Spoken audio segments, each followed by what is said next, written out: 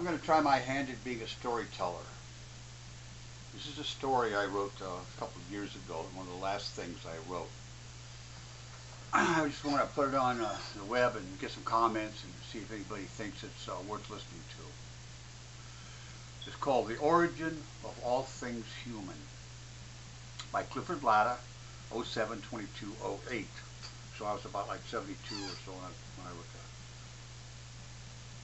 They hadn't yet become gregarious.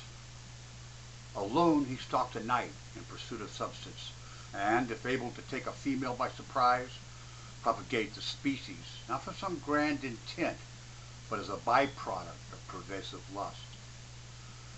2 days before, he had smashed the head of a small, furry animal with a lucky rock shot. It had been his first blood food in many days. He had ripped it open, first drinking down the hot blood as it spilled from open places in the fur.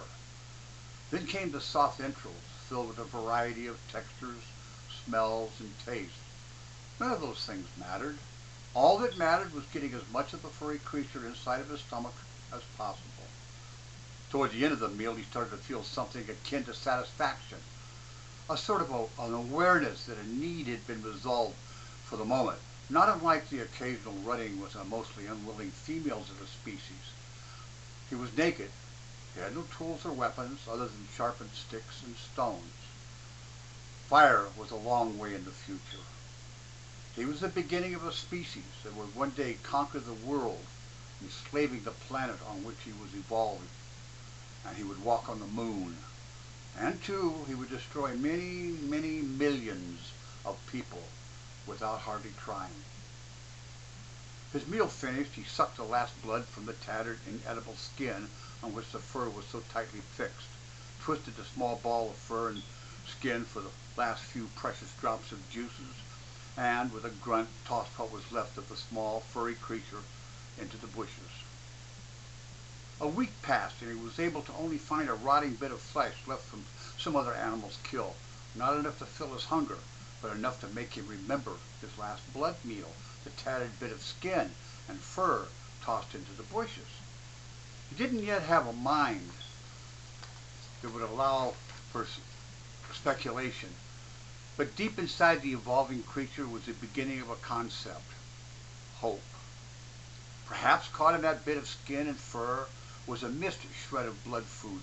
Perhaps with an even tighter twist, a few drops of juice could be extracted. Perhaps in that discarded remnant of a past meal, there would be some substance. The substance that would eventually be wrung from that bit of fur and skin would shape the world. He was drooling when he finally found a discarded bit of fur and skin. His initial vague hope had become an expectation. He would find some more juice, a bit of flesh, a reward for his memory and search. The fur had rotted and been eaten from the skin by small creatures evolved to take advantage of such meals. All that was left was the skin, and it had dried, wrapped around several branches of a small bush. He twisted his precious find until it broke loose, tightly holding the branches in place. In places it was transparent, and he could see the branches and his hands through the skin. It was also very strong, and as he tried to chew it, the branches embedded in the twisted dry rawhide gouged at his nose and eyes. He broke the branches from where they protruded from the rawhide, but the parts of the branches that were caught inside the twisted dried skin held fast and couldn't be dislodged. Almost immediately his hope for juice disappeared. There was no blood value in this handful of skin and branches. He threw the twisted lump to the ground and started to stumble away. One of the large sticks in the skin stuck him in his ankle as he kicked at it. Bending over, he grunted and groaned as he pawed at the trickle of blood that ran from the small puncture wound. It wasn't his habit to draw his own blood for a meal, but should he injure himself and his fluids leak out, he would consume all that was made available by the wound. On several occasions, with deep gashes caused by the events of his life, there had been enough juice to give him some relief from his persistent hunger. There was hardly enough here to taste. But there was that small trickle. He picked up the skin with the offending stick in it and used it to mop up the trickle of blood. He licked it, running his tongue around the stick and into the folds of the dry skin. The stick stuck him in the roof of his mouth, and he caused another small wound. He grunted and threw the skin and sticks to the ground. He looked at it for a moment, stooped and picked it up. The skin was holding the sticks together so tightly that he couldn't pry them apart. In his years of struggling to stay alive, naked, cold, afraid, he had never considered being able to hold things together. He sat on the ground and turned the skin and sticks over in his hands. He threw it on the ground and picked it up again. He tried to pull out the sticks. He chewed on it. He tried again to pull out the sticks. He sat there until the night faded into early morning. He looked more closely at the ball of skin and sticks.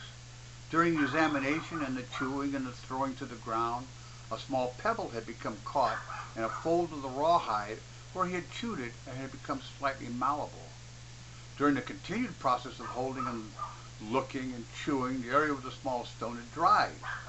Now the stone was held firmly in place next to a stick. Dried skin, a stick, and a stone had become a single thing. He could throw it into the air, hard on the ground, and they all stayed together as a single thing. Many days later, the small skin and stick and rock object, grasped firmly in his fist, now an object of great consideration, of great contemplation, in a mind not yet able to contemplate, he began to become aware of holding things together. He sat down and pulled up a length of berry bush vine. It wasn't a time of year when berries might be attached, but he knew the vine and had on many occasions eaten the berries while cautiously avoiding the thorns. He remembered that when the vine didn't have berries, the thorns were soft and could be eaten. But that wasn't why he had pulled up the vine. He looked at a foot-long piece of berry vine for a long time.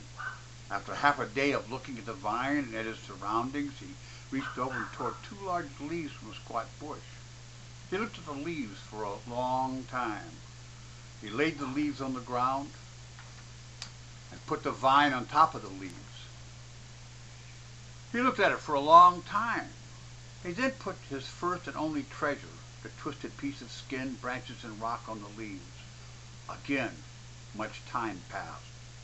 Finally, after many aborted movements and beginnings, he picked up the skin and the stick and the rock and pressed the end of one of the sticks through the side of a leaf, leaving a small hole.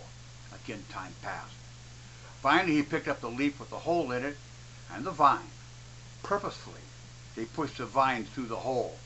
Processes were beginning to occur inside his brain that it could only be called creative. Finally, he picked up the second leaf, quickly punched a hole through it, and then within minutes wove the vine through the second leaf. He held up his creation. Two leaves held on a section of berry vine. Holding things together began its evolutionary progress to clothing, things held together, tools, things held together, constructed shelters, things held together, and of course weapons, other than individual sticks and stones, things held together. With that first twisted hunk of skin, stick, and stone, began all things human.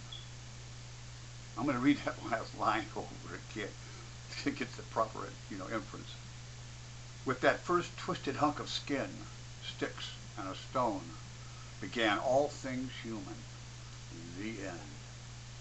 Anyway, I was wondering if that might be worth listening to. So if you have any comments, let me know.